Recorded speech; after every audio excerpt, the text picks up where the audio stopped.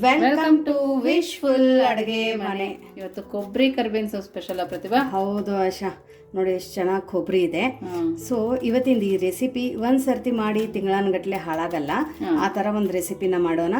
ನಮ್ಮದು ಗ್ರೂಪಲ್ಲಿ ವಿಶ್ಫುಲ್ ಅಡುಗೆ ಮನೆ ವಾಟ್ಸಪ್ ಗ್ರೂಪಲ್ಲಿ ಅಲ್ಲಿ ಒಬ್ರು ನಮ್ಮದು ವ್ಯೂವರ್ಸ್ ಇದ್ದಾರೆ. ಸೊ ಅವರು ಪಾಪ 2 ತಿಂಗಳು ಹಿಡ್ಕೊಂಡು ನಮಗೆ ತುಂಬ ರಿಕ್ವೆಸ್ಟ್ ಮಾಡಿದ್ರು. ಬಟ್ ನಾವು ಬೇರೆ ವಿಡಿಯೋಸು ಮತ್ತು ಇದರಲ್ಲಿ ಮಸಾಲೆ ಖಾರದ ಆರ್ಡರ್ಸಲ್ಲಿ ನಮಗೆ ಅವ್ರದ್ದು ವಿಶನ್ನು ಫುಲ್ಫಿಲ್ ಮಾಡೋಕ್ಕೆ ಒಂದು ಸ್ವಲ್ಪ ಟೈಮ್ ತಗೊಳುತ್ತು.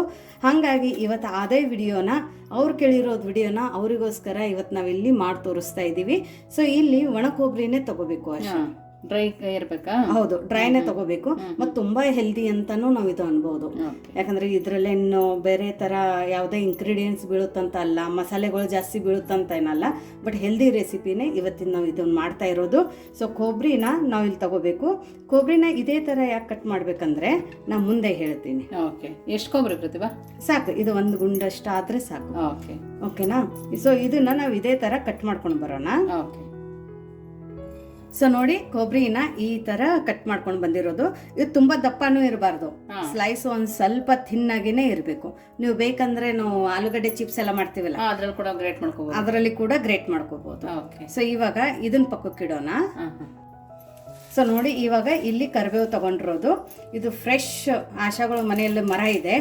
ಆ ಕರಿಬೇವು ಸೊಪ್ಪು ತುಂಬಾ ಆರ್ಗ್ಯಾನಿಕ್ ಆಗಿದೆ. ಯಾಕಂದ್ರೆ ಮನೆಯಲ್ಲಿ ಬೆಳೆದಿರೋದು ಇದು. ಯಾವುದೇ ತರ ಫರ್ಟಿಲೈಸರ್ ತುಂಬ ಚೆನ್ನಾಗಿ ಬೆಳೆದಿದೆ. ತುಂಬ ಘಮ ಬರ್ತಾ ಇದೆ, ಅಷ್ಟು ನಾಟಿ ಇದೆ ಕರಿಬೇವು. ಸೊ ನೀವು ಕರಿಬೇವು ಎಷ್ಟಾಗುತ್ತೆ ಅಷ್ಟು ಜಾಸ್ತಿ ತಗೊಳ್ಳಿ.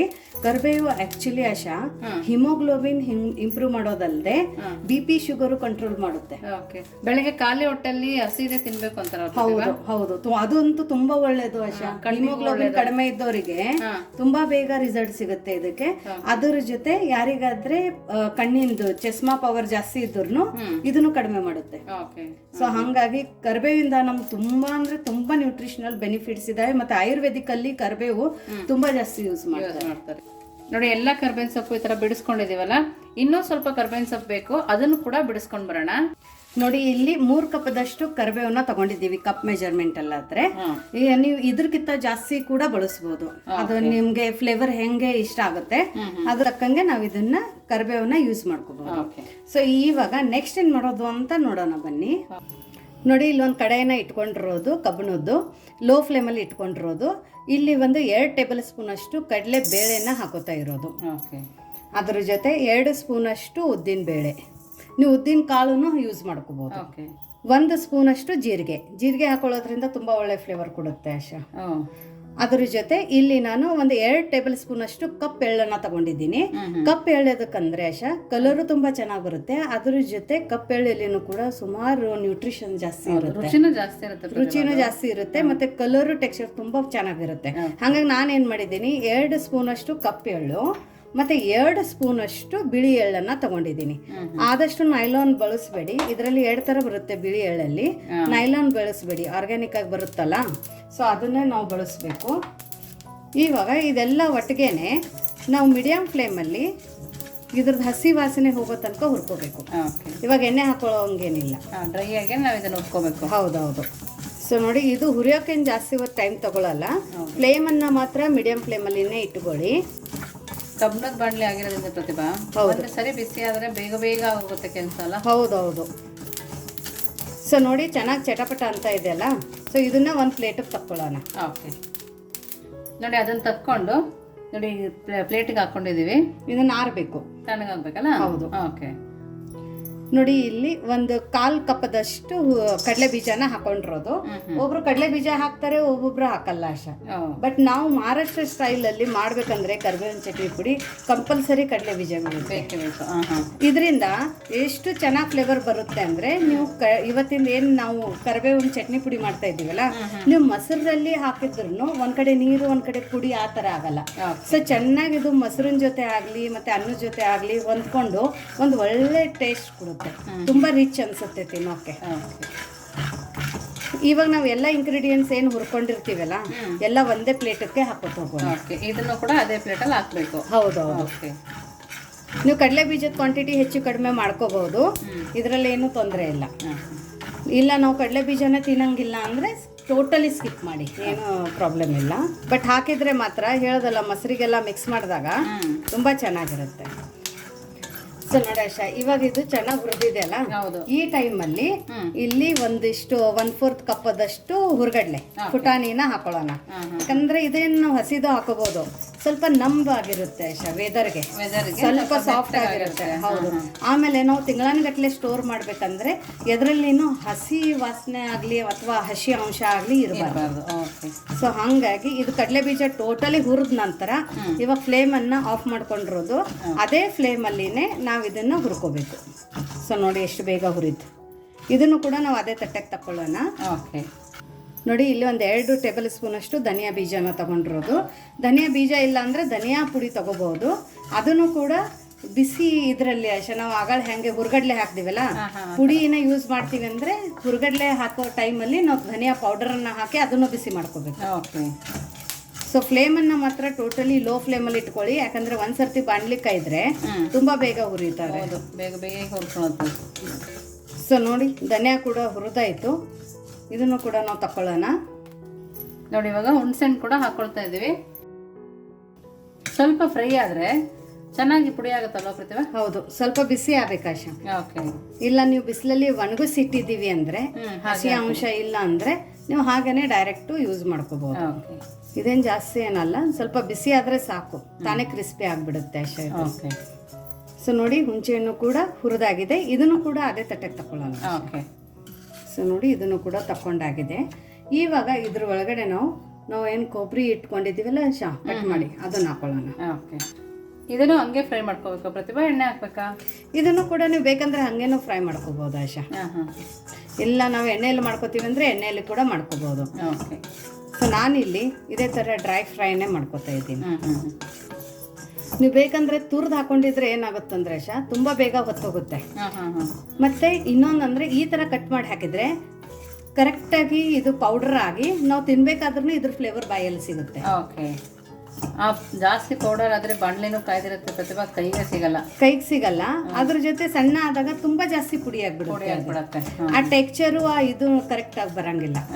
ಅದಕ್ಕೋಸ್ಕರ ಇಲ್ಲ ನಾವು ತುರ್ದದ್ದೇ ಯೂಸ್ ಮಾಡ್ತೀವಿ, ನಮ್ಮ ಬಾಯಲ್ಲಿ ಸಿಗಬಾರ್ದು ಅಂದ್ರೆ ಆ ತರನು ನೀವು ಗ್ರೇಟ್ ಮಾಡಿ ಕೂಡ ಹಾಕೋಬಹುದು.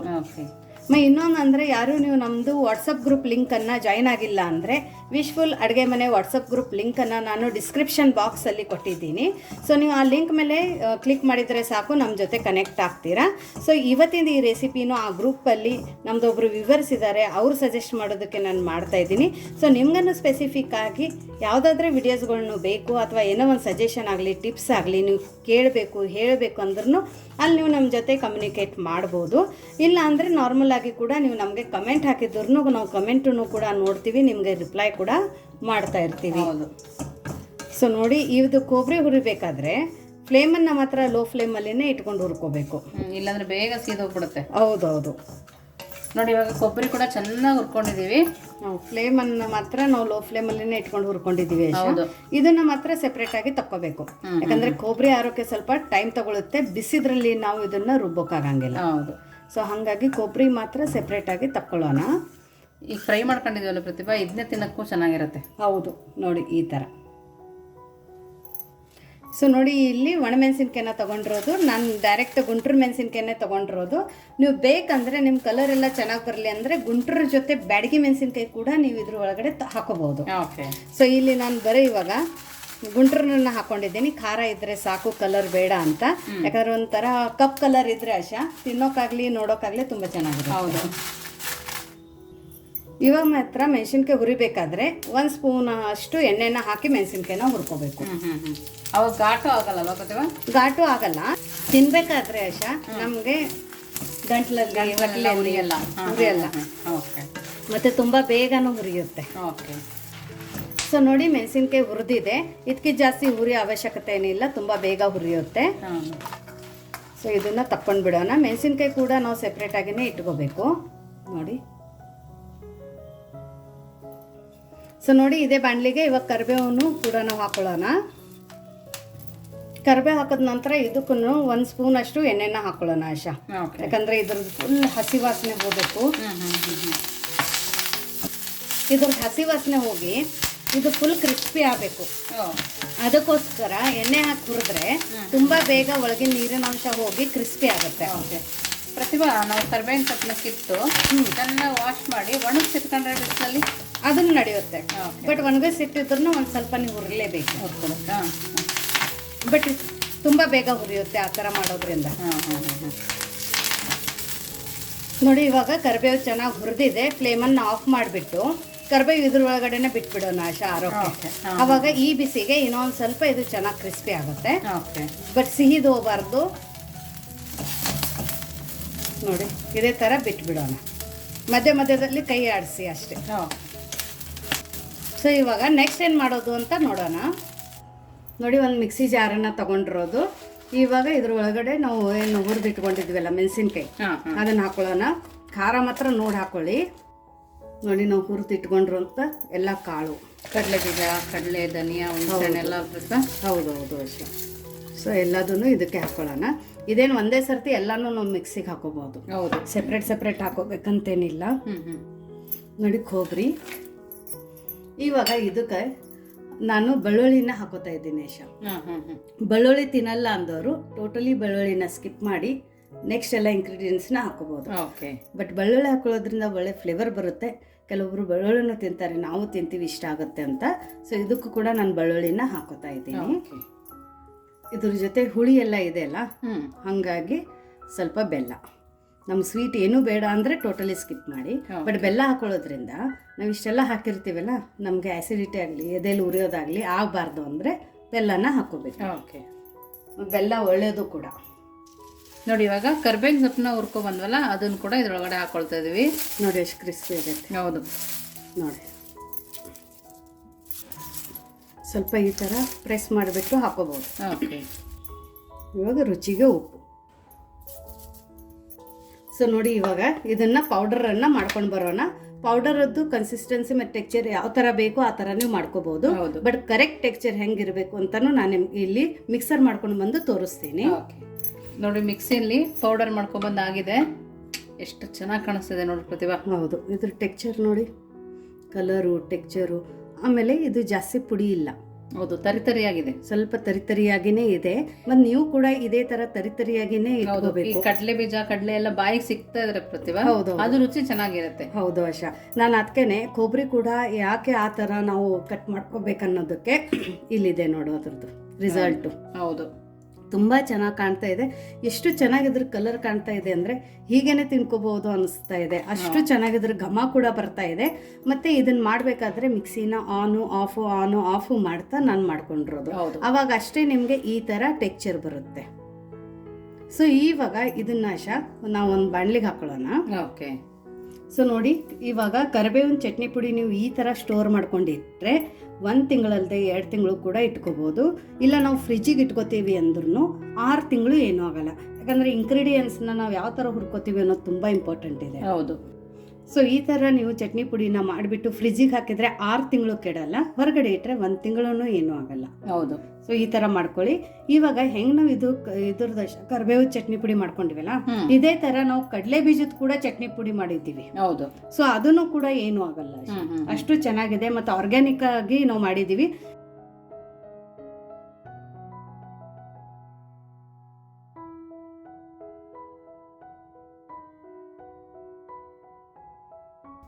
ಸೊ ನೋಡಿ ಈ ಥರ ನಾವು ಬರಣಿಯಲ್ಲಿ ತುಂಬ್ಕೊಂಡಿಟ್ಕೊಳ್ಳೋಣ. ಕಾಚಿಂದ ಇರುತ್ತಲ್ಲ ಗ್ಲಾಸಿಂದು, ಅದರಲ್ಲಿ ಕೂಡ ನೀವು ತುಂಬ್ಕೊಂಡು ಇಟ್ಕೋಬಹುದು. ಸೊ ಇವಾಗ ಇದನ್ನ ಇನ್ನೊಂದ್ ತರ ನಾವು ಯೂಸ್ ಮಾಡ್ಕೋಬಹುದು. ಅದು ನಿಮ್ಗೆಲ್ಲರಿಗೂ ಗೊತ್ತಿದೆಯೋ ಇಲ್ಲೋ ಗೊತ್ತಿಲ್ಲ. ಅದನ್ನ ನೋಡ್ಬಿಟ್ಟು ನೀವು ಆ ತರ ಕರಿಬೇವಿಂದು ಚಟ್ನಿ ಪುಡಿಯಿಂದ ಇನ್ನೊಂದನ್ನು ನಾವು ಈ ತರ ಯೂಸ್ ಮಾಡ್ಕೋಬಹುದಲ್ಲ ಅನ್ನೋದನ್ನು ಕೂಡ ನಿಮ್ಗೆ ಇವತ್ತು ನಾನು ಹೇಳ್ಕೊಡ್ತೀನಿ. ತುಂಬಾ ಇಂಟ್ರೆಸ್ಟಿಂಗ್ ಆಗಿದೆ. ಸೊ ನೋಡೋಣ ಬನ್ನಿ. ನೋಡಿ ಇವಾಗ ನಾರ್ಮಲ್ ನಾವೇನು ಚಪಾತಿ ಹಿಟ್ಟು ಕಲಿಸ್ತೀವಲ್ಲ ಆಶಾ, ಅದೇ ಚಪಾತಿನ ಹಿಟ್ಟನ್ನು ನಾನು ತಗೊಂಡಿರೋದು. ತಗೊಂಡ್ಬಿಟ್ಟು ಇದನ್ನು ಲಟ್ಸೋಣ. ಸೊ ಕರಿಬೇವಿಂದು ಚಟ್ನಿ ಪುಡಿ ಬರೀ ಚಪಾತಿ ಮೇಲೆ ಹಾಕೊಂಡು ತಿನ್ನೋದಲ್ಲದೆ ಆಶಾ, ಮಕ್ಕಳಿಗೆ ಲಂಚ್ ಬಾಕ್ಸಕ್ಕೆ ಈ ಒಂದು ಕರಿಬೇವಿನ ಚಟ್ನಿ ಪುಡಿ ಇದ್ದರೆ ಸಾಕು. ಯಾವ ಥರ ಮಾಡೋದು ಅಂತ ನಾನು ಹೇಳ್ಕೊಡ್ತೀನಿ. ಸೊ ನೋಡಿ ಇಷ್ಟು ದೊಡ್ಡದಾಗಿ ಚಪಾತಿನ ನಾವು ಲಟ್ಟಿಸ್ಕೊಂಡು ಬಂದಿರೋದು. ನಾನಿಲ್ಲಿ ಲೇಯರ್ ಚಪಾತಿ ಏನಿಲ್ಲ, ರೌಂಡ್ ಆಗಿನೇ ಲಟ್ಸಿರೋದು, ಎಲ್ಲಿ ಫೋಲ್ಡ್ ಮಾಡಿಲ್ಲ. ಇವಾಗ ಇದ್ರ ಮೇಲ್ಗಡೆ ಒಂದು ಸ್ವಲ್ಪ ಎಣ್ಣೆನ ಹಾಕೊಳ್ಳೋಣ. ತುಪ್ಪ ಬೇಕಾದ್ರೆ ಹಾಕೋಬೋದಾ? ತುಪ್ಪನೂ ಹಾಕೋಬೋದು, ಬೆಣ್ಣೆನೂ ಹಾಕೋಬೋದು. ಓಕೆ. ಸೊ ನೋಡಿ, ಇವಾಗ ನಾವು ಮಾಡ್ಕೊಂಡು ಇಟ್ಕೊಂಡಿರುವಂಥ ಈ ಚಟ್ನಿ ಪುಡಿನ ತಗೊಳ್ಳೋಣ. ತಗೊಂಡ್ಬಿಟ್ಟು ಇವಾಗ ಕರಿಬೇವಿನ ಚಟ್ನಿ ಪುಡಿನ ಇದ್ರ ಮೇಲ್ಗಡೆ ಹಾಕೋಬೇಕು. ವಾವ್, ಸೂಪರ್ ಕಾಣಿಸ್ತದೆ ಪ್ರತಿಭಾ. ಹೌದು, ಮಕ್ಕಳ ಲಂಚ್ ಬಾಕ್ಸಿಗೆ ನಿಮ್ಗೆ ಅಕಸ್ಮಾತ್ ಲೇಟ್ ಆಗಿದೆ ಅಂದಾಗ ನೀವು ಈ ತರ ಒಂದ್ ಚಟ್ನಿ ಪುಡಿ ಇದ್ರೆ ಆಶಾ, ಬರೀ ಚಪಾತಿ ಮೇಲೆ ಹಾಕೊಡೋದಲ್ಲ, ಮಕ್ಕಳು ಅಷ್ಟು ಇಷ್ಟಪಟ್ಟು ತಿನ್ನಂಗಿಲ್ಲ. ಸೊ ಈ ತರನು ಹಾಕೋಬಹುದು. ಹಾಕ್ಬಿಟ್ಟು ಇದ್ರ ಮೇಲ್ಗಡೆ ಇನ್ನೊಂದ್ ಸ್ವಲ್ಪ ಎಣ್ಣೆನ ಹಾಕೋಬೇಕು. ಹಾಕೊಂಡ್ಬಿಟ್ಟು ಇದನ್ನ ನಾವು ಈ ತರ ಫೋಲ್ಡ್ ಮಾಡೋಣ. ಇದಕ್ಕೆ ಇನ್ನೊಂದು ಫೋಲ್ಡ್ ಮಾಡ್ಕೊಳ್ಳೋಣ. ಫೋಲ್ಡ್ ಮಾಡಿಕೊಂಡು ಸ್ವಲ್ಪ ಹಿಟ್ಟು ಹಾಕೊಂಡು, ತುಂಬ ದಪ್ಪ ಅಲ್ಲ ಮತ್ತು ತುಂಬ ತೆಳುವೂ ಅಲ್ಲ, ನಾರ್ಮಲ್ ಆಗಿ ಲಟ್ಟಿಸ್ಬೇಕು. ಓಕೆ. ನೀವು ಹೆಂಗೆ ಪರಾಟ ಎಲ್ಲ ಮಾಡ್ತೀರಲ್ಲ,